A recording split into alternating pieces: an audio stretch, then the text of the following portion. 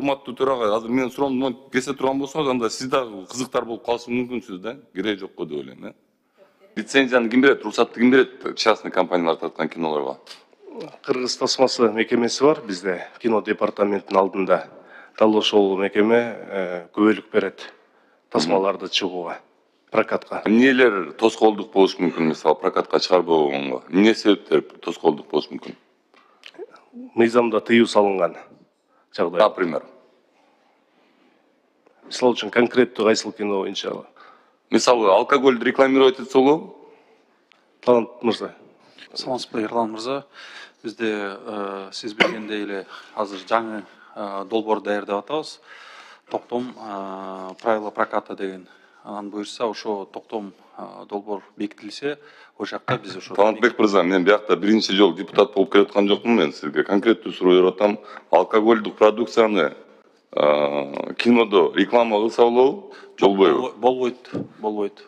Мыйзамда бөгөт коюлган нерселер кинодо болобу, Кыргызстандын территориясында любой башка жерде, любой жеринде иштей берет да. Бөгөт коюлган нерселер рекламировать эткенге болбойт да.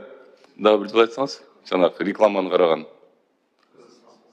Кыргыз тасмасы деген. Алар иштейин деген ой барбы? Вообще силер Министерство культурында иштейин деген оюңар барбы? Же ушинтип жүрө бересиңер? Винстон двойная капсула деп туруп, Винстондун сүрөтүн көрсөтүп, монтип туруп киного чыгарган, бул реклама болуп эсептелинеби же эсептелинбейби?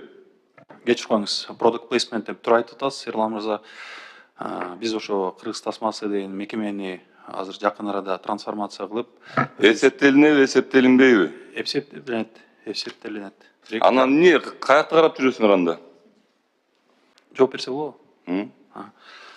Биз ошо Кыргыз тасма мекемени азыр жүйөлүктөп атабыз. Ошо правила проката боюнча, мыйзам боюнча департаменттин астында 9 кишиден комиссия түзүлөт. Ошо комиссия ар бир тасманы көрүп, бүт жактан. Буга чейин эмнеге андай кылган жоксуңар? Буга чейин элдин ден соолугуна силерге баары бир беле? Марат мырза, мен ушул жерде 3 жыл мурун айткам да, ошону токтоткула депчи. 3 жыл болду. Андан кийин 3 кино көрдүм ошондой реклама мененчи. Эмне Кыргызстандын ден соолугу келечеги мага эле керекпи эмне? Силерге эмне деп айтышты деле билбей калдым мен, Марат мырза. Чын ачыгын айтып кетейин. Эмне кылыш керек силер менен? Сүйлөп барып соттошуш керекпи, көрсөтүш керекпи? Эмне кылыш керек негизичи? Соттошолу десе келгиле соттошолу. Аягына чейин чыга алам да. Мыйзам сот чечсин да. Эгер силер бир тамекинин, спиртной напитоктун рекламасы үчүн акча алгыңар келсе, мындай сказканын эмне кереги бар мына кылып келип? Жомокторуңарды айтасыңар келипчи, мондой болуп атат, өнүгүп атабыз, өсүп атабыз, кыйратып атабыз депчи. А киноңордо болсо, кинотеатрда кино көрүп атсам болсо, мага Winston X-Style двойной капсула бергилечи деп айтып атат кинодочу. Могу жерде 5 зыңкыйган кыргыздын жигиттери жүрөсүңөр. Как вы это допустили? Мен 2 ай мурун эле дайындалгам. Бүт биякта төрдө отурган. Борбой жооп бербей коюңуз. Ошо. Рахмат. Бүт барыбыз эле кыскартыңыз, жооп бербей коюңуз. Рахмат. Бүгүнкү күндө Кыргызстанда болуп аткан нерсе, эртеңки күндө биздин келечегибиздин ден соолугу да, кыргыз улутунун ден соолугу да, мындайча айткандачы.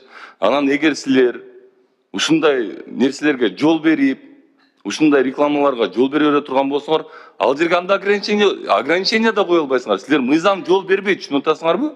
Мыйзам жол бербейт силерге андай кинону көрсөтүп чыгарганга. Эмнеге менин балдарым кинотеатрда ошондой кино көрүп атат? Конкреттүү түрдө рекламасы менен, прямой реклама менен көрүп атат. Силер мага азыр эчтеке деп жооп бере албайсыңар, Марат мырза. Вы вообще не имеете права просто отвечать. Моральдык укугуңар жок жооп бергенгечи. Силер жүрөсүңөр, чоң бир министерствосуңар. Мына тилүүгө отурасыңар. Бир депутаттан жооп бере албайсыңар, Марат мырза. Мен сизге айтып атам, жооп бере албайсыңар. Эмне себептен? Анткени бирөөңөр көрбөй калгансыңар, бирөөңөр чыгарып ийгенсиңер. Возможно, даже в Министерстве культуры, невозможно, а я более чем уверен, что в Министерстве культуры есть человек, который получает за это деньги. Потому что эмнеге аланы чыгарып ийет?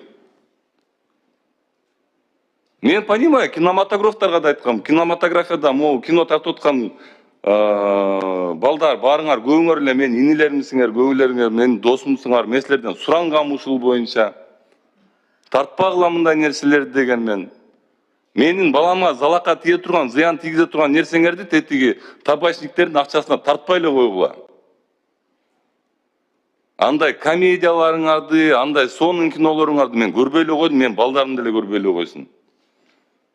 Раз муякта килейген министерство культуры ушул нерсеге жооп бере албаса айтып коеюн, анда мен жооп берем анда. Кийинкиде, эгер мен кинодон ушундай нерселерди көрө турган болсом, достор, инилерим тарынбагыла. Табачниктердин акчасына мен балдарымдын ден соолугуна силер кинолор тартып бизди жыргатпай эле койгула, айтып коеюн ушул жерден. Эрлан мырза, мына сиз туура айттыңыз. Чындыгында мамлекет тараптан мындай чоң көңүл бөлүнүп аткандан кийин кино тармагында чоң реформага муктаж. Ошол биз талап кылып, азыркы мезгилде мына бардык жетекчилер алмашылды. Келгендерине 2 ай 3 ай болушту. Биз азыркы мезгилде мыйзам, укуктук ченемдик актылар, көркөм кеңештерин түп орду менен кайрадан карап чыгып, азыр чоң реформага барып жатабыз. Сиз айткан ошол эле алкоголь, тамеки маселеси боюнча, андан сырткары чет элдик фильмдерди субтитр менен көргөзүү боюнча кыргыз тилинде бардык азыркы мезгилде документтер даярдалып алып жатат. Анан жакында биз ошол талаптарды дагы киргизебиз. Айрымдар каршы болушат, ошондо дагы арызданып келгендер болот. Ошондо колдоп бериңиздерди өтүнөбүз. Марат мырза, мындай жооп бергенден көрө жооп бербей эле койсоңуз болмок. Силер системасыңар, силер министерствосуңар. Силер системасыңар. Что вы хотите сказать? Если Талантбек байке кетип калса, то мы можем все грехи на Талантбеке списать, что ли? Жумуштан кетип калыптыр, болду, ушу Талант байке күнөөлүү болчу, баарынан Талант мырза кылды, ушунун баарын деп тур. Талант мырза менен кетиребизби? Мындайда сиздин канча жыл болду неме зам болуп жүргөнүңүзгө? 3 жыл. 3 жыл болду, Ошо айтып атам го, мен бир 4 жыл мурун айткам да ушул нерсеничи. Мен кинону жакындан баштап көрөй өтүп баштадым. Мындайда, Марат мырза, мындайда сиз деле ошол эле кинолорго барасыз, мен бараткан кинолорго делечи. Сизде да жоопкерчилик бар ошол. Мен могул жерден эмнеге айтып атам бул нерсени? Мен айтып атам, могу кино тарткан балдар азыркы маалда могу сонун кинолор тартып атпайбы? Комедияларды. Булар менин инилерим көбү. Кээ бирлери менин досторум. Мен деле айтпай унчукпай отура берсем болот болчу бияктачы. Бирок мен адаммын да. Мен ошол киного барам, мен ошол кинодо көрөм. Непосредственно мен жумушум ушундай нерселерди көргөнчү. Ошол жерлерде көрүп, так, могул жер мондой отат, тиягы тигиндей отат, могул жерде мыйзамды бузуп атышат депчи. Сиз деле көрөсүз ал кинонучу. Просто мы не заинтересованы. Ошондой отат да кепчи. Марат мырза, мен могул жерде туруп, азыр конкретно сизди замминистр катары конкретно сизди обвинять етсем болот ушул нерсегечи. Конкретно сизди. Но я этого не делаю. Я обвиняю вас всех, потому что баарыңарга мындай жеткиликтүү жетсин дейм да менчи. Мен эми биякта өмүр бою жүрбөйм да, мен силерге баягы эле айтпадым беле. Бул жерде мен өмүр бою отурбайм да, мен өмүр бою ушинтип силердин жумушуңарды кылып жүрбөйм да. Силер ойгоңуңар да, силер бир нерсе кылгыла да, үйрөнгүлө да. Реформа кылып атабыз, минтип атабыз, тигинтип атабыз. 4 жыл болду. Да я не против. Кылгыла. Мен каршы эмесмин. Бирок силер бир киного, бир кенедей табачниктин рекламасын киргизем деп туруп, ушул жерде азыр уят болуп отурабыз да азырчы. Баарыбыз күнөөлүүбүз ушул жерде отурганчы. Все. У всех у нас есть дети. Баарыбыз балдардын келечегин ойлонушубуз керек. Мен табачниктер менен ушундай неме жарыялагам, согуш жарыялагам, мен уруша берем, күрөшө берем, барычы күрөш жарыялагам, мен күрөшө берем. Биякта коллегаларым жүрөт. Аксыскасын азайта албай. Азыр электрондук тамекилерди киргизиш керек экен, тура эмес экенбиз деп жүрөт. Айланайындар. Акча эмне гана кылбайт да. Эрлан Мен каалашымча сүйлөйм. Мен комитеттемин.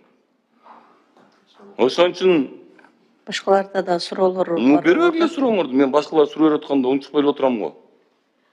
Суроону бүтүрүп алайын. Сурооңузду бүтүрүп алыңыз, Эрлан Калчарович. Азыр эгер сиз монтип мен суроомду неме урматтуу төрага, азыр мен суроомду монтип кесе турган болсоңуз, анда сиз дагы кызыктар болуп калышы мүмкүнсүз да. Кереги жок го деп ойлойм, Маанилүү маселени көтөрүп атасыз. Рахмат. Ошол себептен мындай, я не знаю, канча жол неме кыласыңар, бирок Понимаете, если бы вы не были бы предупреждены, я бы ничего не сказал бы, да? Мен биринчи жолу ушул сөздү айтып атсам, ушул жерге келип туруп эчтеке жөн эле сөз болмок эмес. Мынчалык менин да жиним келмек эмес. Биринчисинде мен жакшынакай эле айткам, жоготкула ушул кинолордон табачниктер депчи. Вы же взрослые люди.